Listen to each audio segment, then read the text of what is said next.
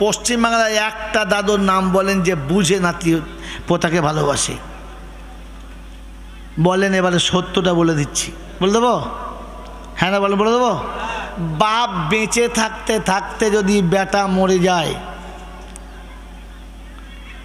তো সেই বেটা যে মারা গেছে তার ছেলেরা দাদুর সম্পত্তিতে, পৈতৃক সম্পত্তিতে ভাগ পাবে?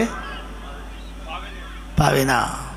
কেন? বাপ থাকতে বেটা মরে গেলে ওই সম্পত্তিতে তার ওয়ারিসানরা কিচ্ছু পাবে? জোরে বলেন পাবে? জোরে বলেন সকলে পাবে? ভাই কেন? এটা যদি বলতে পারেন, মাই চ্যালেঞ্জ, এখানে বসে আপনাকে 30,000 টাকা থুতু দিয়ে গুনে দিয়ে চলে যাব। আরে তুমি তো ছোট ছেলে, তোমার দেশের মৌলবীর 95টা মৌলবীকে বললে না মাথার চুল ছিঁড়ে ফেলবে, তাহলে বার করতে পারবো না। বলেন,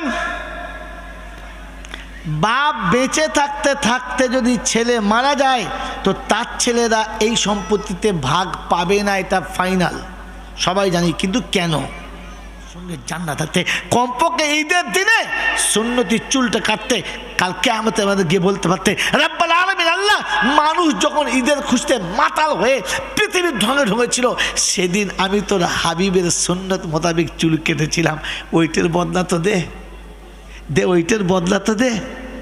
তো আল্লাহ পাক শোনাচ্ছে, কি নিবি বল? বলে আমার হাবিব বলেছে একটা সুন্নত জিন্দা করলে 100টা শহীদের সওয়াব।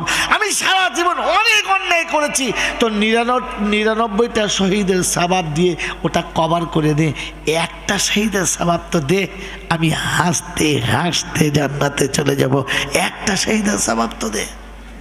কি জি এখানে সুন্নাত সাথে নবে ইনশাআল্লাহ, নবে ইনশাআল্লাহ। তো কোরআন সেদিন জিজ্ঞাসা করবে, আল্লাহ ইয়াতিকুম নাদির, কি রে চাই নাই, তোদেরকে বলে নাই? বলছে দুষ বলেছিল বুঝলি, কিন্তু মনে মনে করতে এই কাঁচা বয়স তো, দুদিন এখন লেটো গান টান শুনি, ফাংশন টাংশন শুনি, তারপর বুড়ো বয়সে তসবিনে মসজিদে ঢুকে এই আল্লাহ মসজিদের কোণে রিট খসিয়ে দেবো, কিন্তু শালা মাঝখানে যে ডেকে নেবে বুঝতে পারিনি বুঝলি, হুট করে ফেরেশতা গেল আর তুলে নিয়ে চলে এলো। বলছে এখন কি হবে বল দিনি? বলছে হ্যাঁ তাই বটে রে, তাই যদি মোলচাদের কথা শুনতুম না তাহলে লাভ হতো, তারপরে শুনি তো বাস, এখন কি করি বল? বলছে শোন শোন, আমরা বোকা না, মদ খেতে পারি, চুরি করতে পারি, পিঠ ধরতে পারি, পীরের পায়ে চুমো খেতে পারি, অন্যায় অনেক কিছু করতে পারি, কিন্তু এই একটা কাজ করেছি। বলে কি? বলে প্রত্যেক বছর একটা করে জলসা দিয়েছি, দেশ বিদেশ থেকে হুজুর এনেছি, আমরা কি খেলা করতে দিয়েছিলাম, একটা কাজ পেয়েছি। বলে কি? বলে সব হুজুর বলেছে সালা তওবা করলি বেড়া পার। কি তওবা করলি বেড়া পার?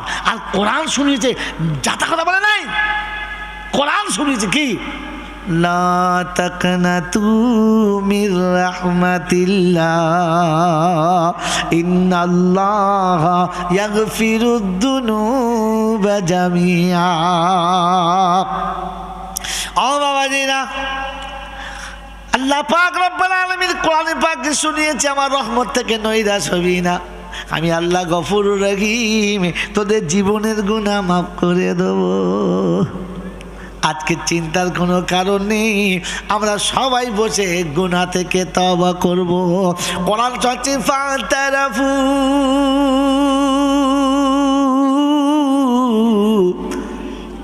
ফাতারাফু বিযামবিহিম ফাসুহকাল লিআসহাবিস সাঈর।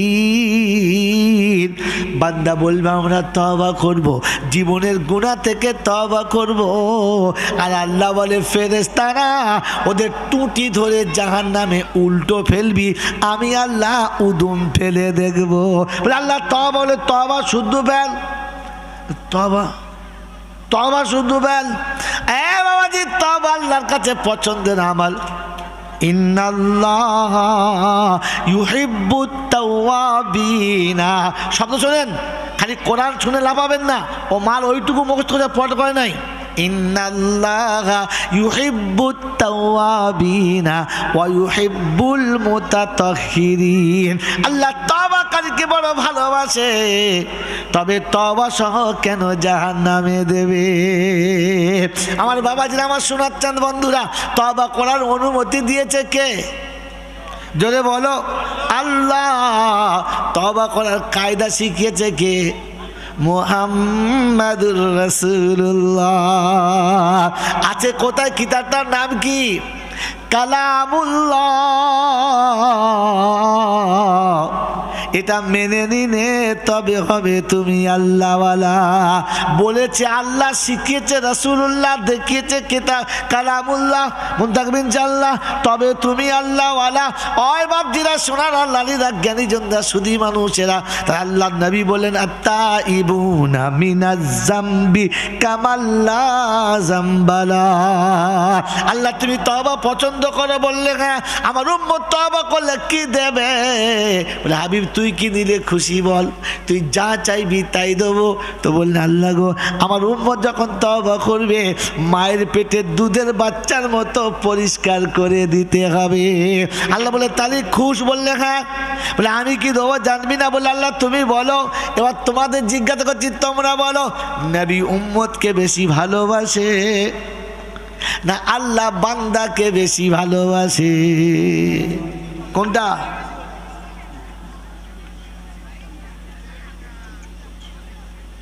বাবাজিরা বলেন বলেন, নবী উম্মতকে বেশি ভালোবাসেন নাকি আল্লাহ তার বান্দাকে বেশি ভালোবাসে? কোনটা? ভেবে বলেন। কি রে, জোরে বলেন। একটা সত্য কথা বলবো, রাগ করবেন না তো? রাগ করবেন না তো? সত্য কথা। কোথাও যদি আপনি ঠকে যান ওই কথাটা বলে, মাই চ্যালেঞ্জ, আপনাকে আমি নাম্বার দিয়ে যাচ্ছি, ফোন করবেন, হুজুর হেরে গেছি। তো আপনার হেরে যাওয়ার জন্য যতটা ভোগান্তি যাবে আমি পা দেবো ইনশাল্লাহ পিঠ। আপনার পিঠ আমি পা। কি জি তৈরি সকলে ইনশাল্লাহ? জোরে বলেন, সত্যি বলেন ইনশাআল্লাহ। মজলিসের পিছনে একদল বদমাশি করছে ইনশাআল্লাহ, ওদেরকে প্রথম তাড়াও ওখান থেকে। ওদেরকে বলো হয় জলসায় আয়, তাহলে বাড়ি যা। জলসার পিছনে মজলিসে কী সব বোনা, হ্যাঁ, চারদিকে চাই চাই চাই চাই। কমিটির ছেলে শোনাবেন তারা। কী চলছে ওটা? ফ্রি ফায়ার চলছে? Free fire. বসো, সবাই যাও না, সবাই যাও না। এই দেখো দেখো তো, এ নিজে পড়ে যাচ্ছে, কি করবো তো আমরা চিন্তা করছি। বাবাজি বলেন, নবী উম্মতকে বেশি ভালোবাসে না আল্লাহ বান্দাকে বেশি ভালোবাসে? জোরে বলেন ভাই, কোরআন শোনাবো, তাড়াতাড়ি বলেন। আল্লাহ বান্দাকে বেশি ভালোবাসে, ঠিক বলেন তো? কথা এক কথা একদম তৈরি তো ইনশাল্লাহ? তো বলেন তো, বাপ বেটাকে বেশি ভালোবাসে না দাদু পোতাকে বেশি ভালোবাসে? লাইনে চলে যেতে গেলে আগে বলে একরকম, পরে বলে একরকম। কি দাদু পোতাকে বেশি ভালোবাসে না বাপ বেটাকে বেশি ভালোবাসে? ভেবে বলবেন, যদি বলেন। তাহলে দাদু পোতাকে বেশি ভালোবাসে। বাসে? আজ একটা মশলা, একটু আগে কালিমুল্লাহ মশলার বই বিক্রি করছিল না? তারপরে আমি একটা মশলা খালি বলে দিয়ে যাচ্ছি, বই বেছে না বলে দিয়ে যাচ্ছি, মনে রাখে ভাই। ফ্ল্যাশটা মনে হচ্ছে চোখে লাগছে আমার।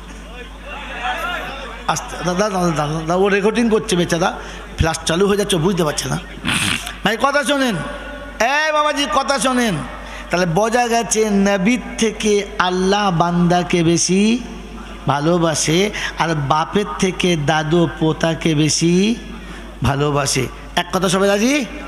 একটা দাদু হাত তোলেন যে ছেলের থেকে নাতিকে বেশি ভালোবাসে। তুমি দাদু হয়েছ? তুমি হাত তুললে? পশ্চিম বাংলায় একটা বলেন, ওই পিছনে এক বাপ হাত তুলেছে, আর এখানে একজনকে হাত তুললো। তোলো, হাত তোলো। বলেন বুঝে তুলেছেন না না বুঝে? আমি আগে বলেছি জলসা শোনাতে আসি নাই, জলসা বোঝানোর জন্য শোনা হয়ে গেছে আপনাদের। বলেন যারা দাদু হয়ে হাত তোলেন নাই, নানা হয়ে হাত তোলেন নাই, কেন তোলেন নাই? বলেন পশ্চিমবাংলায় একটা দাদুর নাম বলেন যে বুঝে নাতি পোতাকে ভালোবাসে।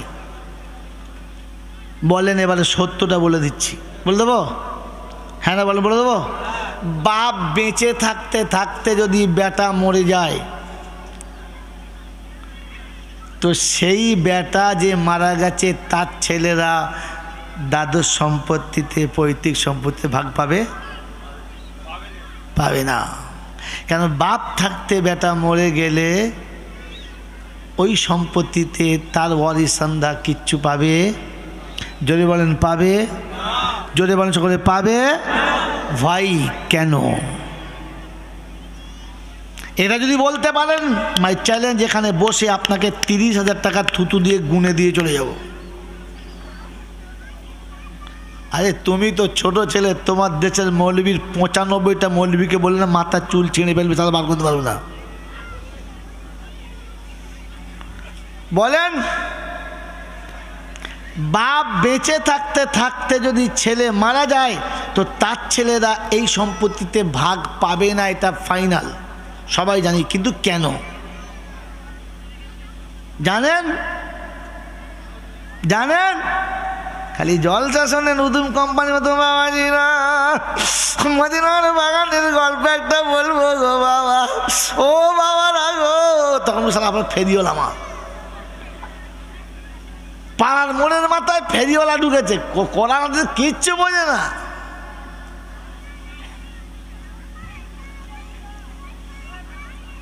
কি বলে দেবো?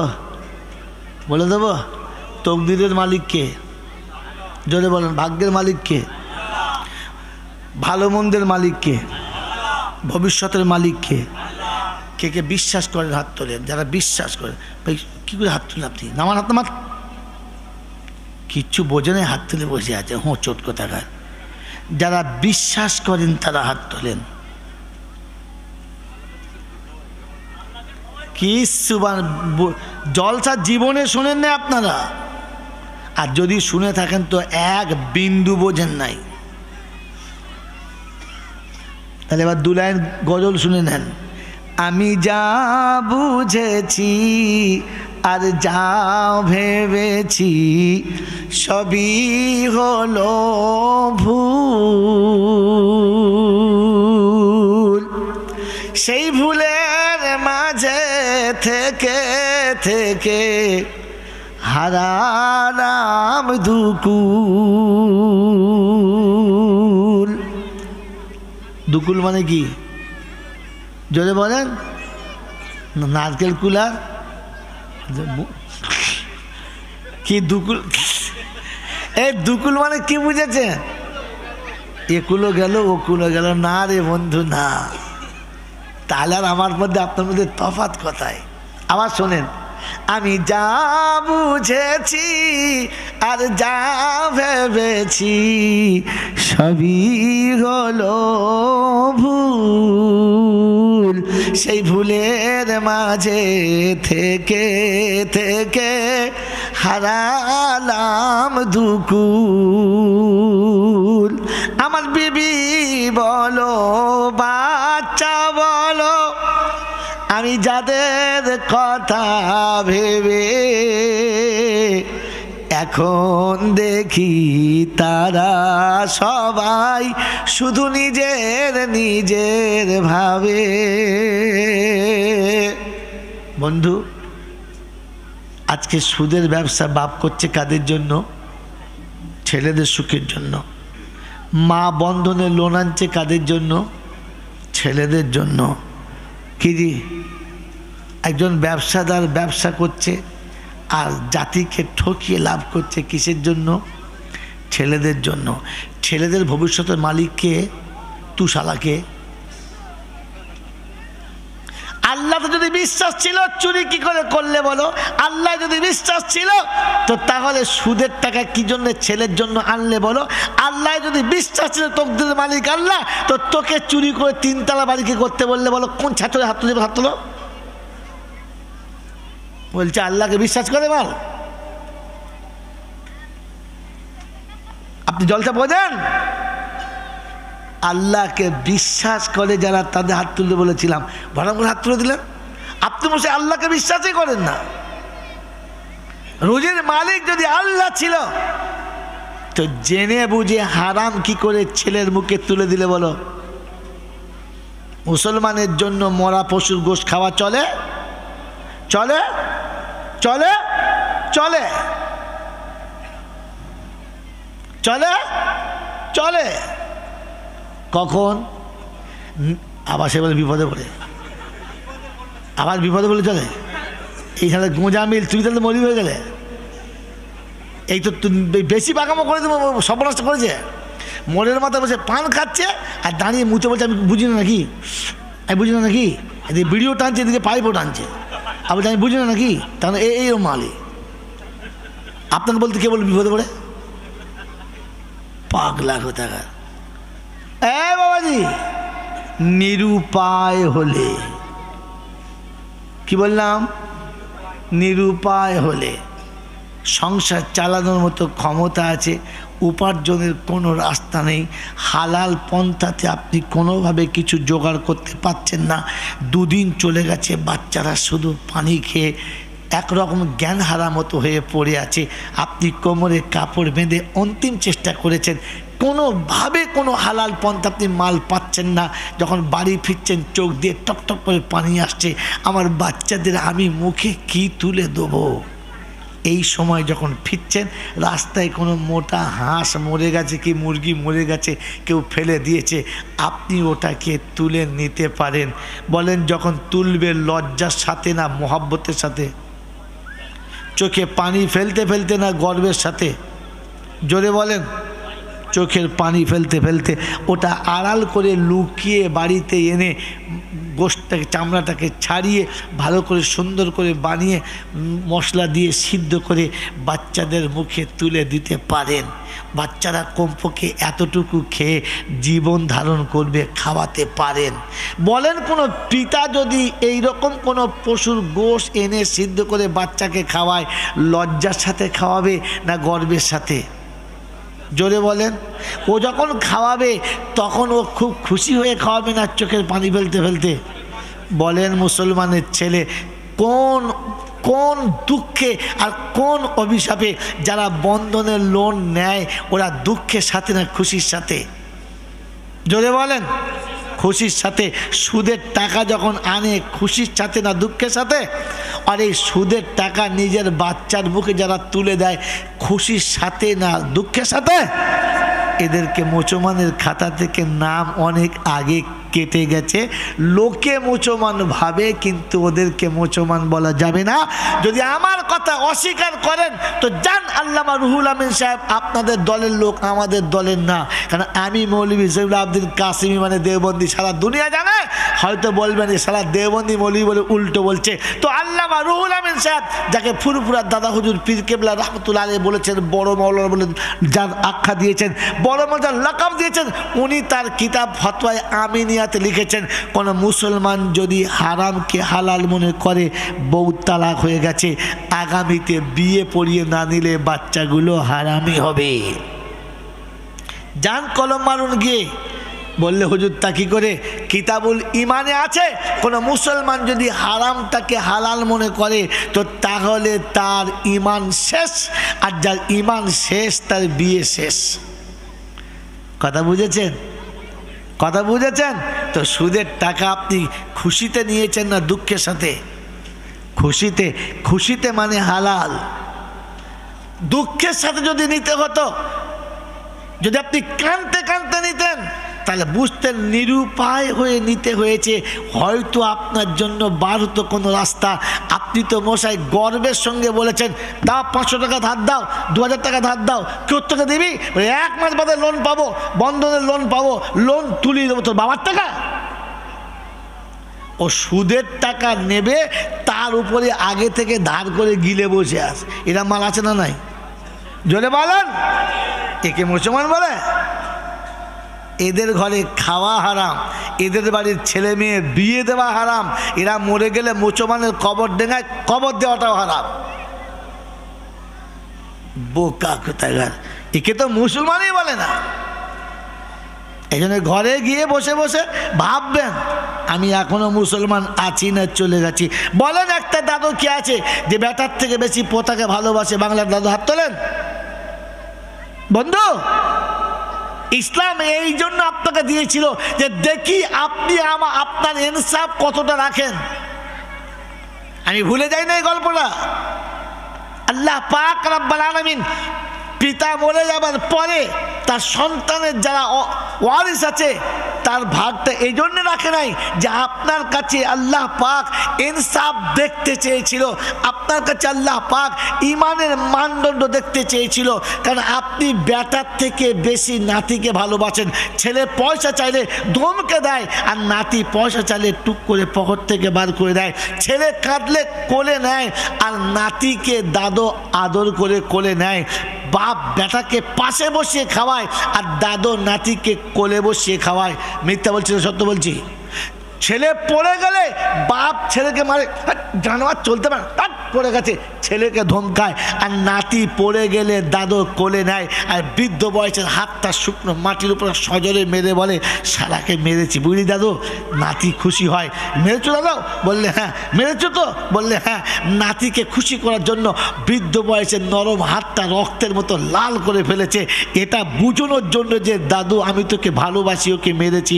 সত্যি মাটিকে মেরে মাটি জব্দ হয়েছে না ও জব্দ হয়েছে? ও নাতিকে খুশি করতে নিজে জব্দ হয়েছে। বাপ বেশি ভালোবাসে না দাদু? দাদু, আরে মুসলমান ছেলে ইমানের ইনসাফটাই ছিল যে আপনার ছেলে যখন মরে গেছে তখন উচিত ছিল 4টে ছেলের 4টে ভাগ করতে। এখন মরে গেলে আপনার উচিত ছিল 4টে ছেলের জন্য 5টা ভাগ করতে, 3 জনকে 3 ভাগ দিতে, আর দাদু হিসেবে নাতিকে ভালোবাসি বলে ওকে ডবল দিতে। আপনাকে দেখতে যাচ্ছিল যে আপনি সত্যি ইনসাফ রেখেছেন নাকি ভুলে গেছেন। বেটার সামনে বইয়ের সামনে নাতির দরদ দেখিয়েছেন, এখন ছেলে চলে গেলে খোদা দেখতে চাচ্ছে তুই সত্যি দাদু আছিস না বাঁদর হয়ে গেছিস।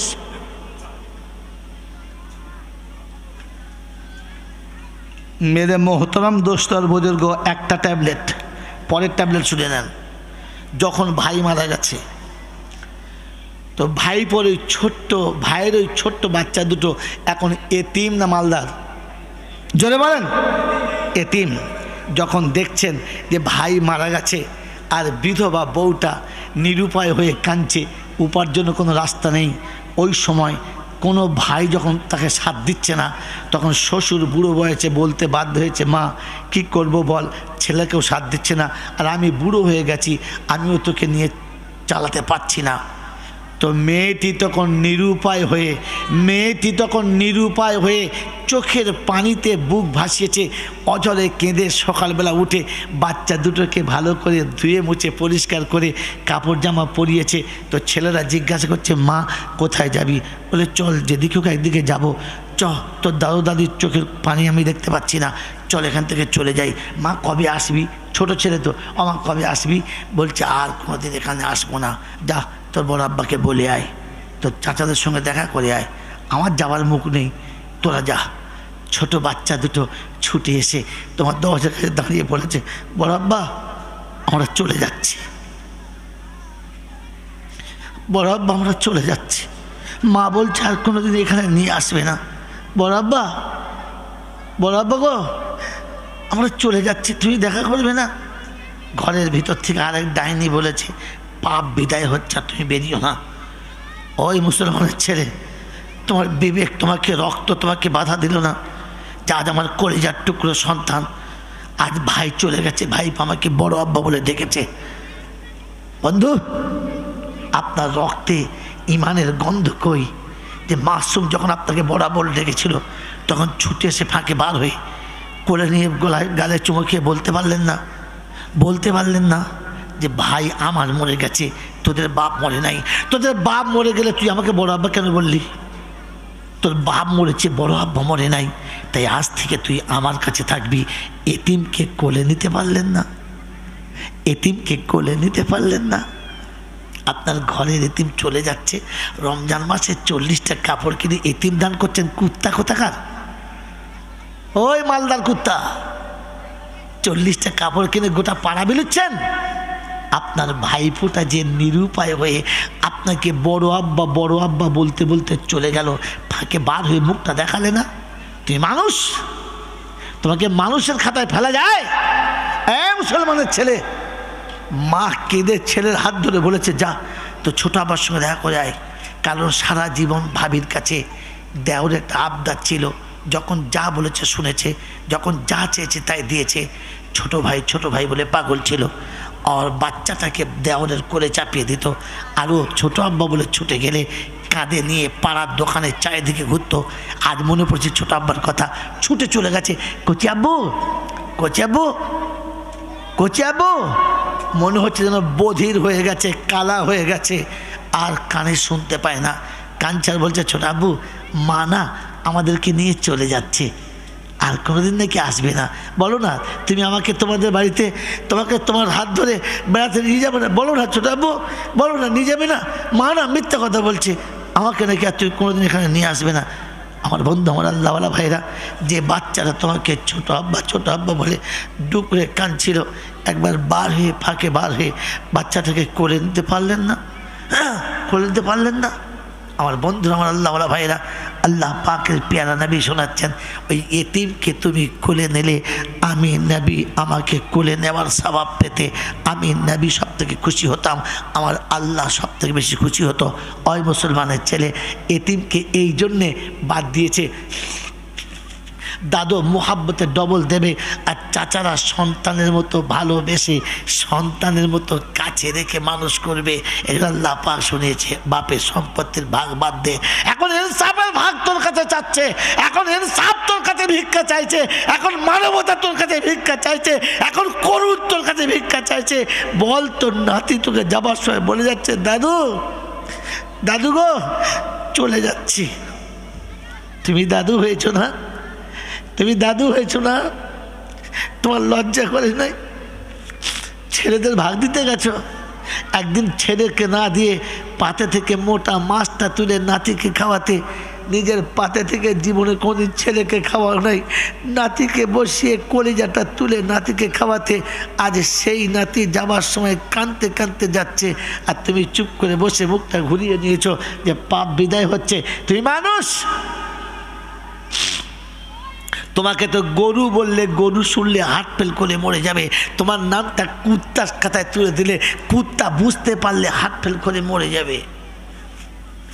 আমার বন্ধুরা, আমার আল্লাহওয়ালা ভাইরা, আমার সোনামণি মায়েরা, বোনেরা, আমার জ্ঞানজন সুধী মশা, এই জন্যে ইসলাম বলেছে যে বাপ থাকতে বেটা মরে গেলে নাতিরা ভাগ পাবে না, কারণ ওকে ভাগ দিলে কম দেওয়া হবে, ইনসাফ ওকে বেশি দেবে। চাচা ওকে ভাগ দেবে, ফুপু ওকে ভাগ দেবে যে ফুপু বিদেশে পরের বাড়ি চলে গেছে, ও যতবার দেশে ফিরবে ততবার ভাইপোকে কোলে তুলে নিয়ে বলবে, আব্বা কে বলে আমাকে এখানে আমার আব্বা মরে গেছে, এই তোমার আব্বা বেঁচে রয়েছে যে তোমাকে এতবার আব্বা আব্বা বলেছে। ও চোখের পানি পেলে ডুকরে কেঁদে বলবে, আব্বা আমি যে ভাগটা পেতাম ওটা আমার এই আব্বাকে দিয়ে দাও, ও ফুপুর কাছে একটা ভাগ পাবে। আল্লাহ পাক বলে, শুধু আমি একটা দিকে সরে গিয়ে দেখতে চেয়েছিলাম তুই সত্যি ইনসাফ রাখিস না বিক্রি করে খাস। বলেন, ইনসাফ রেখেছেন না বেঁচে দিয়েছেন? বলেন, আপনি ইনসাফ রেখেছেন না বেঁচে দিয়েছেন? ইমান রেখেছেন না ভুয়ো করে দিয়েছেন? মানে মোহতরম দোস্তর বুজুর্গ, এই জন্য আমি অন্য মাঠে ঘুরিয়ে চাষ দিচ্ছিলাম যে বলেন না, বাপ বেটাকে বেশি ভালোবাসে না দাদু তার পোতাকে বেশি ভালোবাসে। মৃত্যুর বিছানায় শুয়ে ভাই যখন আর কোনো মতে বাঁচার রাস্তা নেই, তখন ভাইদেরকে হাত ধরে বলেছে, বুঝলি বড় ভাই, মনে হচ্ছে আমি আর বাঁচবো না। ভাই দাঁড়, কে বললে বাঁচবি না? ডাক্তার বলেছে বাঁচবি, টাকা দিয়েছি, ইঞ্জেকশন দিয়েছি, স্যালাইন চাপিয়েছি, অক্সিজেন চাপিয়েছি, না তুই মরবি না। বলছে, বড় ভাই আমার মনে হচ্ছে আমি বাঁচবো না, আমাকে টাকা দিয়ে আর দামি ওষুধ কিনতে হবে না, আমার জন্য তোমাকে আর পয়সা খরচ করতে হবে না, একবার কাছে এসো না। যেই কাছে গেছে, হাতটা ধরে মৃত্যুর পথযাত্রী ভাই চোখের পানি ফেলে বলে গেছে, আমার এতিম দুটো দেখিস, আমার বাচ্চা দুটো যেন কখনো বাপের অভাবে রাস্তায় কাঁদে না। এই এতিম চলে গেল আর তুমি কোন লজ্জায় চুপ করে বসে গেলে? তোমার থেকে তো এই আবু জেহেলের ভাইরা অনেক ভালো।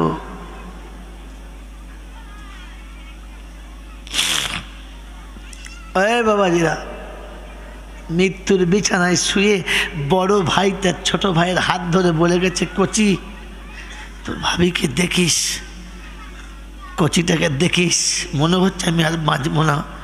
ছোট ভাই সেদিন বলেছে যে না বড় ভাই ওটা ভুল বলছো।